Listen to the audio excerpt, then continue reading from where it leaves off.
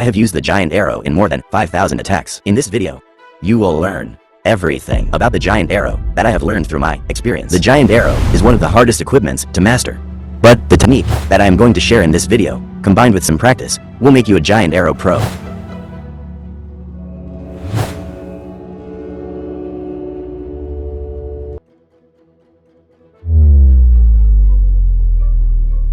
I have specially designed a base to practice giant arrow.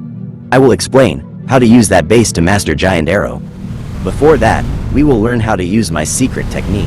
And before seeing that technique, I will explain the mechanism of giant arrow. If you understand how the giant arrow works, you will be able to use the technique in a better way. So, let's get started. In Clash of Clans, distance is measured using tiles. Archer Queen has a range of 5 tiles. This means that she can have a maximum of 4 tiles between the tile she is standing and the building that she attacks. When she attacks a 3x3 building, like a gold mine, her direction will be towards the central tile of the building from the tile she stands. So, the direction that she faces depends upon which tile we deploy her with respect to the building. The giant arrow travels in the same direction which the queen faces at that instant. Hence, we will have different directions of giant arrow when we deploy queen at different tiles in the same row. Did you notice one thing? When she is deployed in any of these tiles, the direction that she faces is the same. This applies to these tiles as well. When you want to send the giant arrow in any of these directions with respect to the building, it is better to deploy her far from the building. Because, while deploying her closer to the building, small errors in deployment will lead to large deviations in the giant arrow. Whereas, if you make error while deploying her farther, the deviation angle will be small, so you will have better probability of hitting the target. I hope you understood the directioning of giant arrow. In case of 4x4 buildings, she faces towards the nearest central tile among 4 central tiles. And in case of 2x2 buildings, she targets the nearest tile. Before moving on to the technique, let's see one more important thing. Giant arrow has an area damage of 1 tile. So, what does it mean? Imagine that the giant arrow travels along the selected walls. Then, this wall arrangement represents the area that will be damaged by the giant arrow. It extends across the base. If at least 1 tile of a building lies within this region, it gets damaged.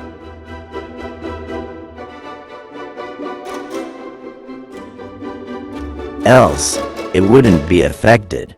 Alright, now, it is time to learn the technique. I like to call this as the line technique. This will help you to snipe your targets in most cases. But in other cases, you can either use the parallel line technique or the slant line technique. I will cover them after covering the line technique. Step 1. Choose your targets. These are usually invisibility spell towers, air defenses, and air sweepers. You can choose more than 2 targets if they are almost collinear. In the next step, you have to visualize a line joining the center of your targets. If you find it difficult to visualize the line on the screen, you can place your finger on the screen, which will make it easier. Or you can use something which is long and thin, like a pencil. Your imaginary line is ready. Now, let's see the most important step. Look for buildings at the end of the line in both directions. If the line passes through the center of any building, then you can choose that building as your anchor building. In this case, the line passes through the center of elixir collectors on both sides. So, any of these can be chosen as our anchor building. You can give priority to the side where queen can funnel better for your army. Also, avoid placing her in the side with too much damage. Once you have chosen your anchor building, deploy the queen on the imaginary line near the anchor building. If she faces towards the anchor building, use her ability. The giant arrow will hit your targets. Now, let's see some examples. After which, we will cover 2 exceptional techniques. And finally, you will learn how to practice in the special base. Sometimes, the anchor building may not be the first building that she attacks when we deploy her on the line. Use her ability only when she faces the anchor building along the line.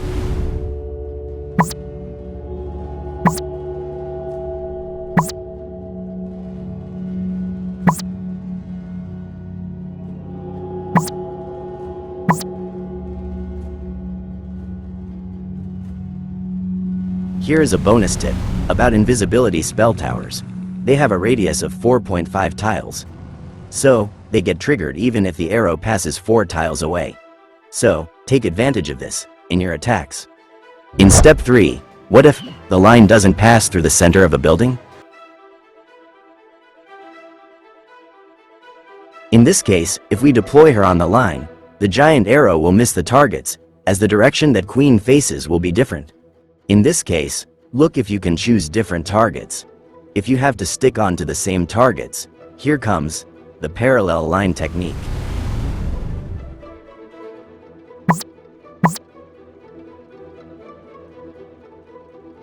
As the name suggests, you have to draw a line parallel to the original line through your targets.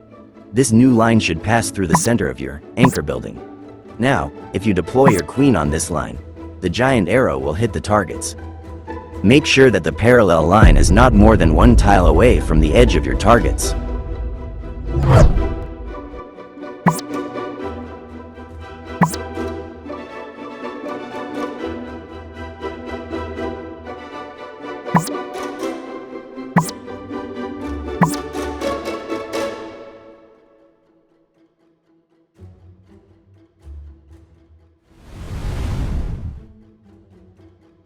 In this technique, you have to deploy Queen in a spot such that her arrow moves in a slant direction with respect to the original line, but still it should damage your targets. In this attack, the giant arrow passed through the upper half of one air defense and through the lower half of another. You can see that the line joining our targets and the giant arrow are inclined to each other. But still the arrow had destroyed our targets, thanks to the area damage of giant arrow. Unfortunately, this technique can't be broken down into simple steps like the previous techniques, but once you practice enough, you can intuitively use this technique. But if you understood chapter 1 of this video, you can learn this technique faster. Make sure to use the parallel line technique and slant line technique only if the line technique doesn't work. These are difficult to execute when compared to the line technique. Congratulations! You have learned a lot about the giant arrow. Now, it's time to practice. I have specially designed this base to practice giant arrow. I will share the various levels of difficulties in this base. It will be highly helpful for you if you finish all those levels. In the first level, use the clan castle as the anchor and town hall as the target. Then, the leftmost air defense as the target.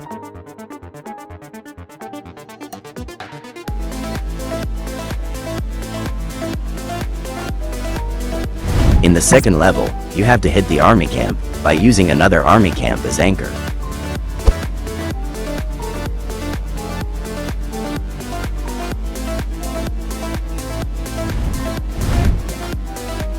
The red circles are the targets and blue rectangle is the anchor. These levels will increase your accuracy, so follow the video and practice.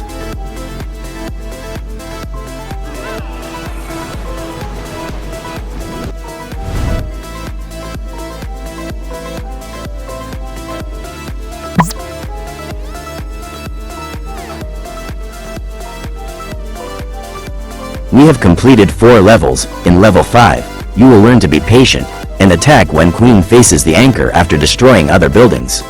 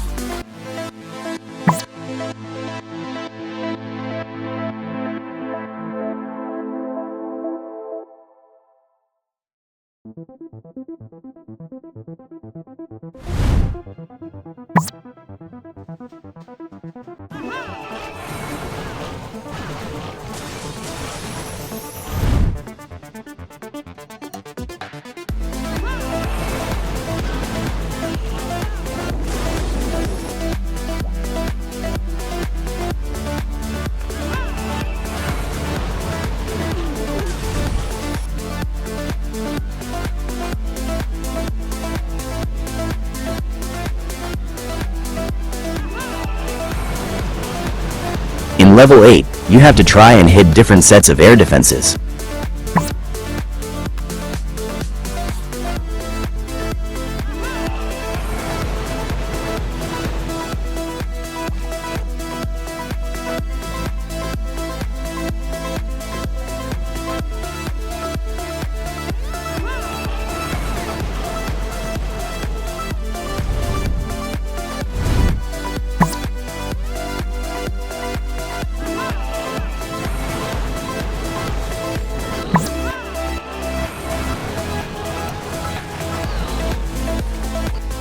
And this is the final level. You have to hit these 4 targets by using the town hall as the anchor building.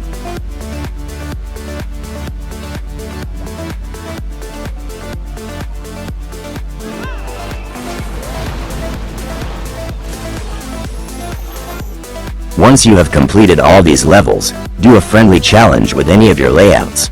Choose 2 or more targets, and try to hit them. You can use any of the techniques that you have learned in this video.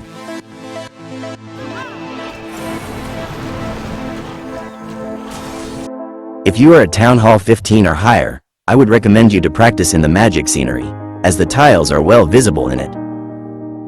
Congratulations, you have learned to use Giant Arrow like a pro, and you will become one after practice. But you can't triple bases only using Giant Arrow. You have to combine it with a strong attack strategy to 3-star bases. Here are 2 super strong attack strategies, which use Giant Arrow. Thank you for watching.